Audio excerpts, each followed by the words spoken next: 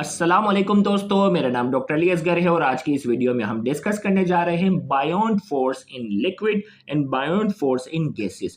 याद रखिएगा, इससे पहले वाले लेक्चर में हमने बायोन्सी या बायोन्ट फोर्स जो कि अपवर्ड डायरेक्शन में अप्लाई हो रही होती है उसके टॉपिक को हमने डिटेल में डिस्कस किया था और आज के इस लेक्चर में हम बायोन्ट फोर्स या बायोन्सी को लिक्विड और गैसेस के एस्पेक्ट से हम डिस्कस करने जा रहे हैं। तो आज के इस लेक्चर को शुरू करने से पहले एक मरतबा आपसे रिक्वेस्ट करेंगे कि अगर आपने अब तक हमारे इस चैनल को सब्सक्राइब नहीं किया जो कि सिंध बोर्ड टीचिंग के नाम से है, तो काइंडली आज ही आप हमारे इस चैनल को सब्सक्राइब करें और साथ ही साथ बेल आइकन को लाजमी क्लिक करें ताकि हमारी अपलोड करदा तमाम इंपॉर्टेंट वीडियोस की नोटिफिकेशन आपको रिसीव हो सके।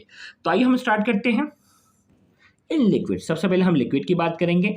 If the weight of the submerge object is greater than buoyant force the object sink. अब हमें यह मालूम करना है कि कोई भी ऑब्जेक्ट पानी के ऊपर तैरेगा या डूब जाएगा। देखो भाई, हम फॉर एग्जांपल एक समंदर का एक बड़ा जहाज बनाने जा रहे हैं, ठीक है, तो हमारी पहले से तो कुछ कैलकुलेशन होनी चाहिए ना। ऐसा ना हो कि हम समंदर का इतना बड़ा जहाज बनाए, पानी में जैसे ही डालें और डूब जाए, तो अरबों खरबों रुपए का क्या हो जाएगा, नुकसान हो जाएगा। तो सेम इसी तरीके से पहले से जो है वो बाकायदा कैलकुलेशन की जाती है। तो इसमें क्या होता है, if the weight of the submerge object, जिस ऑब्जेक्ट को हम पानी में शामिल करने जा रहे हैं, दाखिल करने जा रहे हैं, is greater than the buoyant force, और उसके ऊपर अप्लाई होने वाली बायोन्ट फोर्स के मुकाबले में अगर उसका वजन ज्यादा है, द ऑब्जेक्ट सिंक, वो ऑब्जेक्ट क्या हो जाएगा, डूब जाएगा। मिसाल के तौर पर अगर आप देखो यहाँ के एक लोहे का ये टुकड़ा है, इसको अगर मैं पानी में डिप करूंगा तो ये क्या हो रहा है, डूब जाता है। लेकिन इसी लोहे के टुकड़े को अगर मैं बाउल की शक्ल इख्तियार करके पानी में डालता हूं तो इसी वजन का वेट जो है वो तैरना शुरू कर देता है, क्योंकि उसके ऊपर बायोन्ट फोर्स क्या होगी, ज्यादा होगी। क्योंकि बायोन्ट फोर्स हमने इससे पहले लेक्चर में डिस्कस किया था कि वॉल्यूम डिस्प्लेस पर भी डिपेंड करता है कि जितना आप फ्लूइड को डिस्प्लेस करोगे, जितना ज्यादा होगा तो अपवर्ड फोर्स भी क्या होगी, अप्लाई होगी। तो ये इसकी जगह क्योंकि छोटी थी, जैसे ही पानी में डाला ये डिप हो गया, क्योंकि फ्लूइड जो ज्यादा जो डिस्प्लेस था वो नहीं कर सका। लेकिन जब इसको हमने फैला दिया और जब पानी पे रखा तो ये बहुत सारे फ्लूइड को अपनी रास्ते से हटा रहा है, तो अपवर्ड फोर्स इसके ऊपर क्या हो रही है, उतनी ही ज्यादा अप्लाई हो रही है, जिसकी वजह से डूबेगा नहीं। तो यहां यही कहना चाह रहा है कि इफ द वेट, गौर से सुनिएगा, if the weight of the submerge object is greater than buoyant force the object sinks. अगर वेट किसी भी ऑब्जेक्ट को जो पानी में हम दाखिल करने जा रहे हैं, अगर उसका वेट ज्यादा है बायोन्ट फोर्स के मुकाबले में, वो ऑब्जेक्ट डूब जाएगा। If the weight of object is equal to the buoyant force acting upward on the submerged object, it remains at any level in a fluid like a fish. हमें कहा जा रहा है अगर उसका वजन, if the weight of the object is equal to the buoyant force, अगर उसका वेट जो है वो एग्जैक्ट buoyant force के क्या है, बराबर है। एक्टिंग अपवर्ड, बायोन्ट फोर्स आपको मालूम है अपवर्ड अप्लाई होती है ऑन द सबमर्ज ऑब्जेक्ट, जिस ऑब्जेक्ट को हम शामिल कर रहे हैं उसका बायोन्ट फोर्स के एग्जैक्ट बराबर है। It remains at any level in the fluid, वो फ्लूइड पर किसी भी लेवल पर जो है वो रह सकता है, लाइक अ फिश, मछली की तरह जो वो ऊपर नीचे जहां पे भी इसको छोड़ दोगे वहीं पर रुक जाएगा, क्योंकि बायोन्ट फोर्स और उसका वजन क्या है, बिल्कुल बराबर है। If the buoyant force is greater than weight of the object which is completely submerged, it rises to the surface and float। और अगर बायोन्ट फोर्स अगर ज्यादा है उस ऑब्जेक्ट के वेट के मुकाबले में जिसको आप पानी में सबमर्ज करना चाह रहे हो, it rises to the surface and float, वो पानी के सरफेस पर आ जाएगा और तैरना शुरू कर देगा।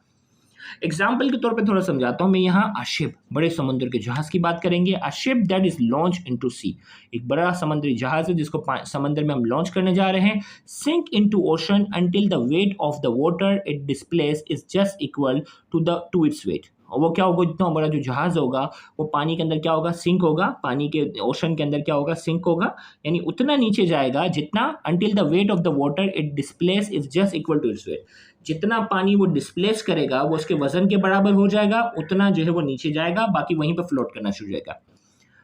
As the ship is loaded, अब उसके ऊपर मजीद वजन डालेंगे, इट सिंक डीपर, वो मजीद नीचे जाएगा, डिस्प्लेसिंग मोर वाटर, और मजीद पानी को डिस्प्लेस करेगा। And so the magnitude of buoyant force continuously matches the weight of the ship and its cargo. यहाँ तक कि बायोन्ट फोर्स इसके वजन को क्या करे, इसके कार्गो और इसके शिप के वजन को मैच ना करे, इतने पानी को वो क्या करेगा, डिस्प्लेस करेगा। वो यानी खाली जहाज होगा वो ऊपर की तरफ तैरेगा, लेकिन जो फिल हुआ होगा कार्गो, इसमें वजन डालेंगे तो वो क्या होगा, मजीद नीचे जाएगा, इतना नीचे जाएगा कि जितना पानी इसको क्या कर सके, डिस्प्लेस कर सके।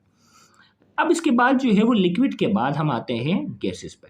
आर्शिमिदस principle also implies to air, हवा पे भी देखो, हवा भी तो फ्लूइड है ना, आर्शिमिदस प्रिंसिपल तो फ्लूइड पे अप्लाई हो रहा है। An object surrounded by air is buoyed up by a force equal to the weight of the air displace.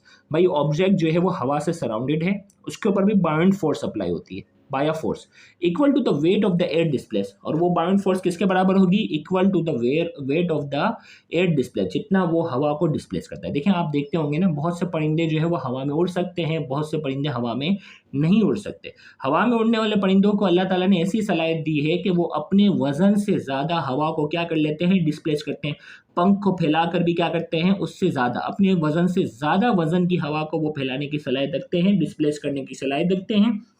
लिहाजा उनके ऊपर अपवर्ड फोर्स जो है वो ज़्यादा अप्लाई होती है और वो हवा के ऊपर क्या कर सकते हैं, उड़ सकते हैं। यानी एक परिंदा है जिसको क्या करना है, सेम लेवल पर रहना है, तो वो क्या करेगा, उसका वजन और बाउंड फोर्स क्या हो जाए, बराबर हो जाए। लेकिन इसको हवा में ऊंचा जाना है तो वो क्या करेगा, पंख को तेजी से फड़फड़ाएगा ताकि बाउंड फोर्स ज़्यादा हो जाए इसके वजन के मुकाबले में, और वो क्या होगा, जो है वो ऊंचाई की तरफ जाना शुरू हो जाएगा। लेकिन जैसे ही ऊंचाई से नीचे आना शुरू करेगा तो अपने पंख को इस तरह कर लेगा कि उसका वजन ज़्यादा हो जाएगा बाउंड फोर्स के मुकाबले में, और वो आहिस्ता आहिस्ता नीचे आएगा।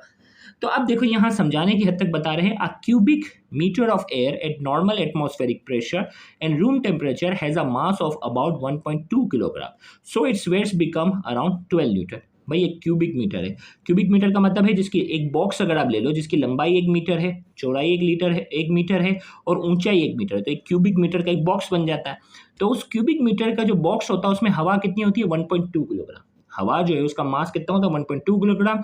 वजन के एतबार से बात करो तो वजन कितना हो जाएगा, 12 न्यूटन। ग्रेविटी को 10 कंसीडर कर लिया ना, 9.8 होती है ना भाई। वेट क्या होता है, mg होता है ना, मास मल्टीप्लाई विद ग्रेविटी। तो वेट जो है वो मास है 1.2। अब g को राउंड ऑफ कर लिया, 9.8 के बजाय 10 कर लिया, तो रफली अगर बात कर लो तो उसका वजन जो है वो 12 न्यूटन के बराबर है।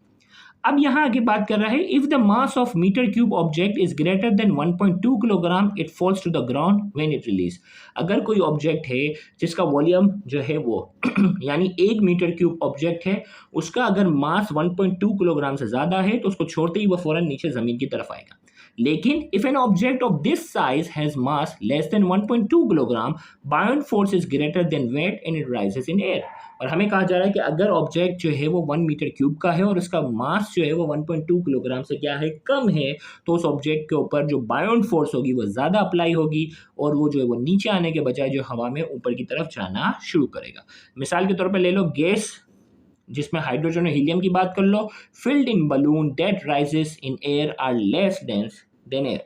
वहाँ हम बात करते हैं कि अगर गैस होती है ना, गैस कहते हैं ना, बलून के अंदर अगर हाइड्रोजन और हीलियम भर लो तो वो बलून क्या होता है, ऊपर जाता ही रहता है, जाता ही रहता है। क्योंकि अगर 1 मीटर क्यूब का अगर ये बलून होगा हाइड्रोजन और हीलियम का, उसका मास जो होता है वो 1.2 किलोग्राम से कम होता है, हवा के मुकाबले में उसकी डेंसिटी कम होती है, लिहाजा वो बलून मुसलसल हम देखते हैं कि अगर उसको हम छोड़ देते हैं तो मुसलसल क्या होता है, ऊपर की तरफ जाता रहता है, जाता रहता है, जाता रहता है, जब तक कि उसका वजन जो है वो बाउंड फोर्स के बराबर ना हो। जब तक गैस लीक नहीं होती तब तक वो बलून जो है वो ऊपर की तरफ जाता रहता है।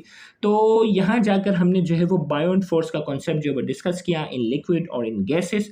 इंशाल्लाह नेक्स्ट लेक्चर में हम लॉ ऑफ फ्लोटेशन के टॉपिक को डिस्कस करेंगे, तो उस लेक्चर को भी देखना मत भूलिएगा। Thank you very much. अल्लाह हाफिज़।